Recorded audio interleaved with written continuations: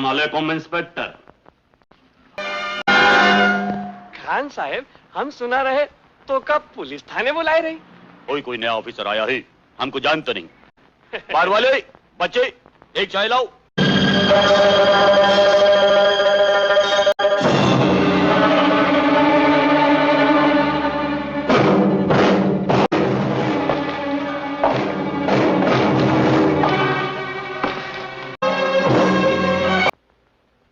इलाका तुम्हारा है और मैं अकेला हूं। मतलब कब बात बोलो साहब? खबरदार तो कोई बीच में आया तो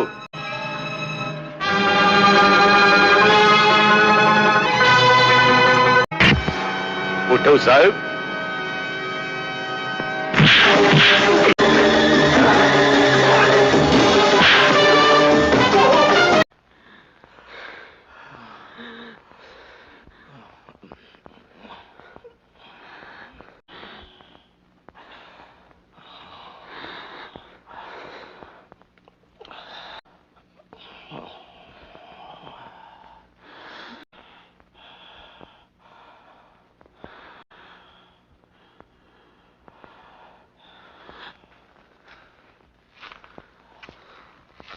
तू ये अचानक कैसे आ गई? ऐसी गजब की सर्दी पड़ रही वहाँ पर कि क्या बताऊँ मैं आपको। मैं तो अपने दुश्मन को भी सलाह न दूं कि ऐसे मौसम में कश्मीर जाए। अरे कमाल है, ये अशोक भी अभी अभी यही कह रहा था। तुम दोनों एक ही प्लेन में आए हो क्या? एक ही प्लेन में? अगर मैं आती तो ये ना आते। 60 से 90 के दशक के कई सितारे आज इस दुनिया में भले ही नहीं है, लेकिन अपनी अदाकारी के दम पर वो आज भी फिल्म प्रेमियों के दिलों में जिंदा है। इन्हीं में से एक दिग्गज अभिनेता थे प्राण साहब। वही प्राण जिनसे फिल्मों में हीरो और हीरोइन बहुत खौफ खाते थे। उस जमाने में खलनायकी का दूसरा नाम प्राण कहा जाता था। उनके किरदारों का खौफ इतना था कि लोगों ने अपने बच्चों का नाम प्राण रखना तक छोड़ दिया था।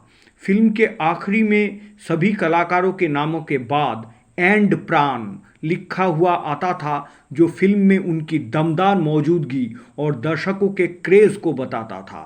बरखुरदार ये शब्द जैसे ही कोई सुनता था, उसे सबसे पहले प्राण की याद आती थी। प्राण साहब का जन्म 12 फरवरी 1920 को दिल्ली में हुआ था। प्राण का असली नाम प्राण किशन सिकंद है। उनके पिता केवल किशन सिकंद सिविल इंजीनियर थे। प्राण के 3 भाई और 3 बहन थी। बताया जाता है कि प्राण असल में एक फोटोग्राफर बनना चाहते थे। जवानी के दिनों में उन्हें फोटोग्राफी का शौक था, लेकिन किस्मत को कुछ और ही मंजूर था। उन्होंने एक्टिंग में अपना करियर बनाया। हुआ यूं कि प्राण साहब पान व सिगरेट के बेहद शौकीन थे। लाहौर में एक पान की दुकान पर लेखक वली मोहम्मद वली से अचानक इनकी मुलाकात हुई। इस मुलाकात में वली साहब प्राण के पान खाने और सिगरेट पीने के अंदाज से इतने प्रभावित हुए कि उन्होंने दलसुख एम पंचोली के 1940 में रिलीज हुई पंजाबी फिल्म यमाला जट में प्राण साहब को एक रोल दिला दिया। ये उनकी पहली फिल्म थी। इसके बाद 1941 में फिल्म चौधरी और खजांची में छोटी भूमिका की। इसके बाद पंचोली ने उन्हें फिर फिल्म खानदान में लिया, जो प्राण की पहली हिंदी फिल्म थी। इसमें नूर जहां के साथ एक रोमांटिक हीरो के रूप में प्राण साहब को दिखाया गया था। प्राण साहब ने बंटवारे से पहले कुछ पंजाबी और हिंदी फिल्मों में बतौर लीड एक्टर काम किया। लाहौर में भी उन्होंने 1942 से 46 तक 22 फिल्मों में काम किया। बंटवारे के बाद वो पाकिस्तान से अपनी पत्नी और बेटे संग भारत आ गए। 1947 में भारत के विभाजन के बाद उनकी करियर पर एक विराम लग गया। इसके बाद प्राण लाहौर छोड़कर बंबई आ गए, जहां उन्हें महीनों तक काम की तलाश थी। आखिरकार निराश होकर उन्होंने डेलमर होटल मेरिन ड्राइव में भी काम किया। इसके 8 महीने के बाद उन्हें 1948 में अभिनय करने का मौका मिला। लेखक सादत हुसैन मंटो और अभिनेता श्याम की मदद से उन्हें बॉम्बे टॉकीज के फिल्म जिद्दी में एक रोल मिली, जिसमें देवानंद और कामिनी कौशल ने एक्टिंग किया था। इस फिल्म का निर्देशन शाहिद लतीफ़ द्वारा किया गया था और यही एक मौका था जब प्राण का फिल्मी करियर फिर से दौड़ पड़ा। 1950 तक उन्होंने खुद को हिंदी सिनेमा में एक प्रमुख खलनायक के रूप में स्थापित किया। जिद्दी की सफलता के एक हफ्ते के भीतर उन्होंने 3 और फिल्म गृहस्थी, आराध्या और पुतली साइन की। एक खलनायक के रूप में प्राण की शुरुआती सफल फिल्में जिद्दी और बड़ी बहन थी, जो कि 1949 में रिलीज हुई थी। सिगरेट के धुएं के छल्लों वाले प्राण साहब का ट्रेडमार्क कुछ देर बाद के फिल्मों में दिखा गया था।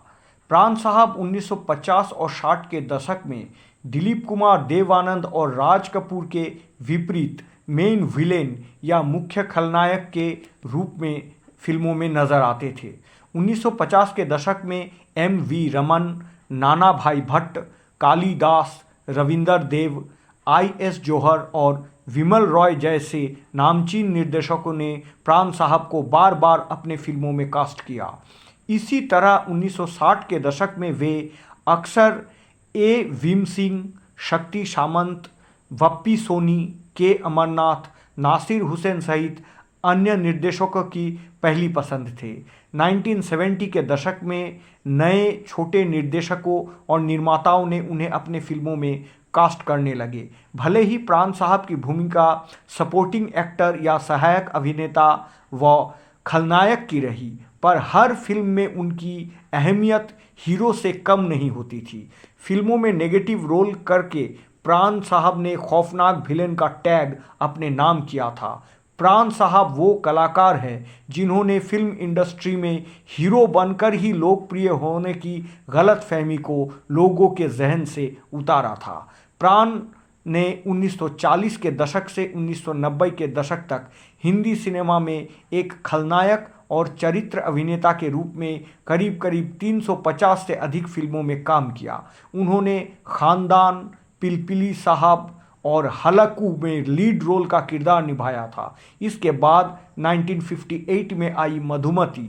इसके 2 साल बाद 1960 में जिस देश में गंगा बहती है, 1967 की उपकार, जिनमें प्राण साहब ने पहली बार पॉजिटिव किरदार में दिखे थे, शहीद, पूरब और पश्चिम, राम और श्याम, आंसू बन गए फूल जैसी सुपरहिट फिल्मों में लाजवाब अदाकारी से दर्शकों को अपना दीवाना बना लिया प्राण साहब ने। जॉनी मेरा नाम, विक्टोरिया नंबर 203, बेईमान, जंजीर, डॉन, अमर अकबर एंथनी और दुनिया में उनकी भूमिका को जमकर फिल्म प्रेमियों की सराहना मिली।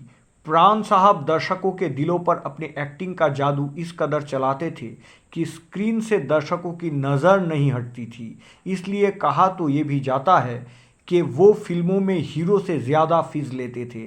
मीडिया रिपोर्ट्स के मुताबिक फिल्म डॉन के लिए अमिताभ बच्चन ने जहां 2.5 लाख रुपये लिए थे, वहीं प्राण साहब ने 5 लाख रुपये लिए। प्रोड्यूसर्स भी उनको पैसा देने से पीछे नहीं हटते थे। अभिनेता प्राण साहब ने अपने करियर में कई पुरस्कार और सम्मान प्राप्त किए। उन्होंने 1967, 1969 और 1972 में फिल्म फेयर सर्वश्रेष्ठ सहायक अभिनेता का पुरस्कार जीता और 1997 में film fair life time achievement पुरस्कार से सम्मानित हुए। उन्हें 2000 में स्टारडस्ट द्वारा विलेन ऑफ द मिलेनियम के रूप में सम्मानित किया गया। भारत सरकार ने उन्हें कला में उनके योगदान के लिए सन 2001 में पद्म भूषण और सन 2013 में दादा साहेब फाल्के पुरस्कार से सम्मानित किया। मुंबई के लीलावती अस्पताल में एक लंबी बीमारी से पीड़ित होने के बाद 12 जुलाई 2013 को 93 वर्ष के आयु में प्राण साहब का निधन हो गया। जब तक बॉलीवुड रहेगा, जब तक हिंदी फिल्म रहेगी, जब तक भारत के सांस्कृतिक जगत बरकरार रहेगा, तब तक प्राण साहब भी रहेंगे।